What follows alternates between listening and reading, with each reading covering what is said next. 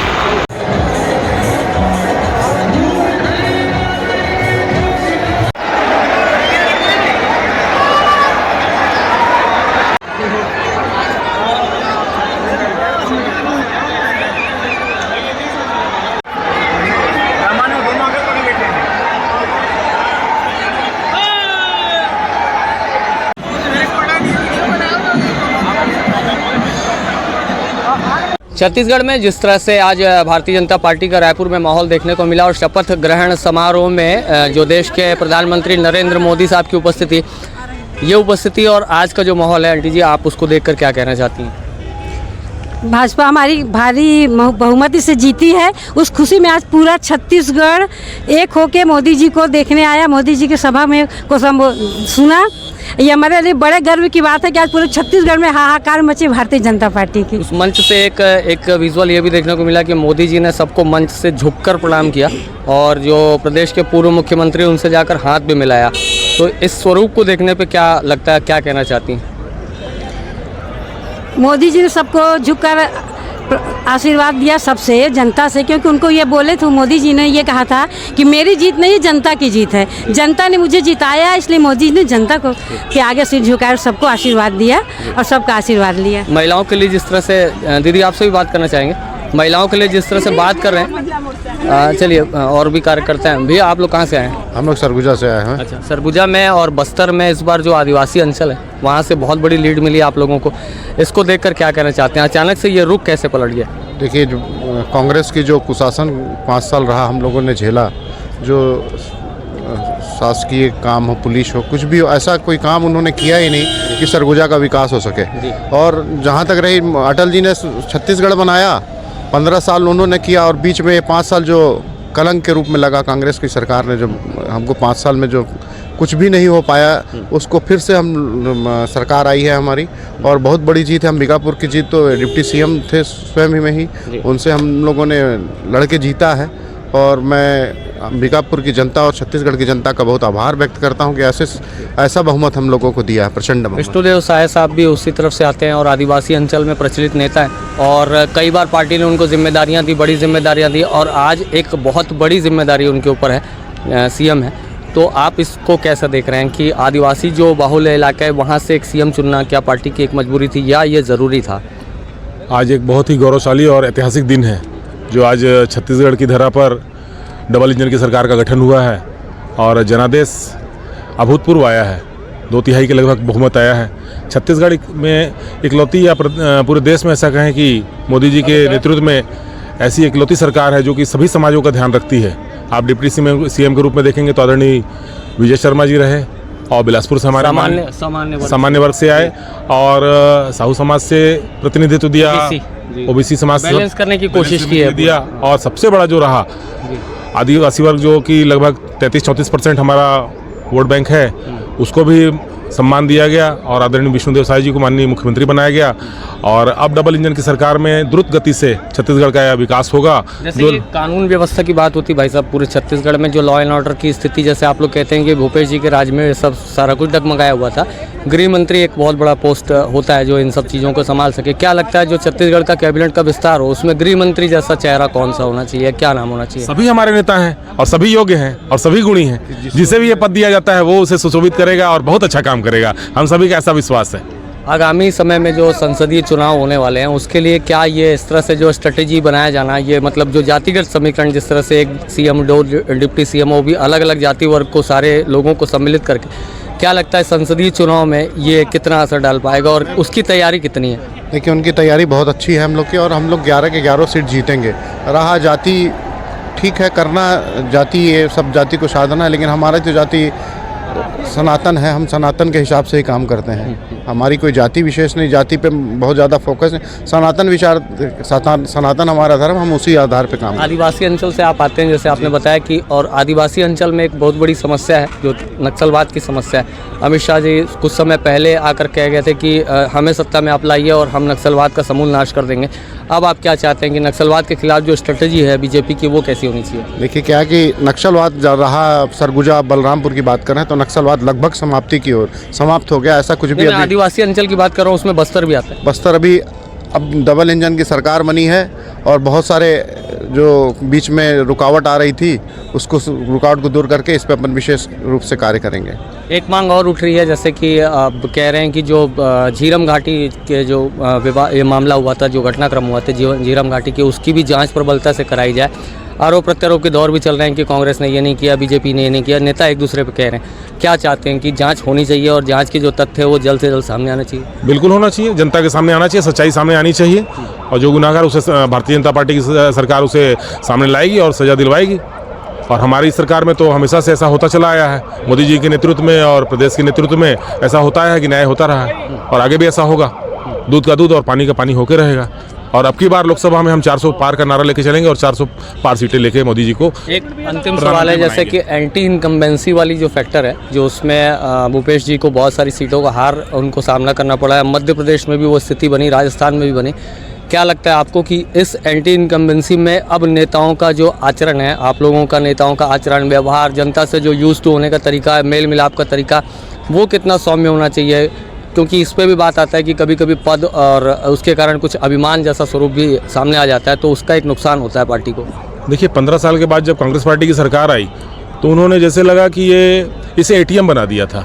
यहाँ का पैसा उत्तर प्रदेश और असम और जिन राज्यों में होता था, या इनके आका जो बैठे हैं, गांधी परिवार बैठा है, उन्हें सीधा यहाँ से पैसा जाता था और यहाँ के गरीब जनता का पैसा, वहाँ पे योजनाओं का पैसा बाहर जाता था और यहाँ पे कोई भी योजना हो नहीं पाई, कोई भी क्रियान्वयन नहीं हो पाया। कोरोना काल में जितना मोदी जी ने यहाँ पे राशन भेजा वो सबको याद है और उसे सब जनता याद रखती है। इन्होंने एक भी ऐसी योजना नहीं लाई जब जनता त्राही त्राही कर रही थी कोरोना काल में, उस समय भी इन्होंने ध्यान नहीं दिया और उसी का परिणाम ये निकला कि आज जनता ने इन्हें आईना दिखा दिया और लगभग ये 35 सीटों में सिमट गए। सवाल और जोड़ना चाहूँगा, जैसे भ्रष्टाचार पे लगातार कह रहे हैं स्ट्राइक करेंगे, अभी अन्य राज्यों में भी जिस तरह से कांग्रेस के सांसद के ऊपर कार्रवाई हो रही है और कैश बरामद हो रहे हैं, यहाँ भी जैसे महादेव ऐप वगैरह से जो बातें चल रही थी उनमें जो भ्रष्टाचार हुआ, जो आरोप लगाते हैं आप लोग, उस पर कार्रवाई होगी।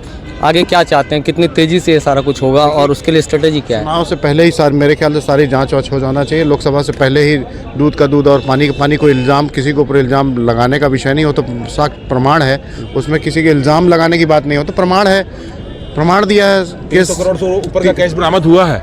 अभी आप देखेंगे पड़ोसी राज्य में, झारखंड में कांग्रेस पार्टी के सांसद हैं, माने एटीएम गिनते गिनते मशीन उनकी थक जा रही है और अलमारियां भी नहीं खुलती चली जा रही हैं। ये कांग्रेस वाले ये कह जाते हैं कि पूरे कांग्रेस वालों को ही करते हैं, आपने ऊपर कुछ करते नहीं। हमारे कोई दोषी रहेंगे तो हमें उसे भी आगे आएगा। कानून व्यवस्था की बात करें, कानून व्यवस्था की स्थिति ऐसी थी हमारे सरगुजा की कि पुलिस वालों को घुस के कांग्रेस के कार्यकर्ताओं ने मारपीट किया था थाने के अंदर, ऐसी प्रशासन थी कानून व्यवस्था की। क्या धर्मांतरण के खिलाफ जैसे बीजेपी की एक स्ट्रेटेजी रही है, क्या ऐसा कुछ है? आप लोग जब वहाँ ग्राउंड रूट लेवल से आते हैं तो जानते होंगे।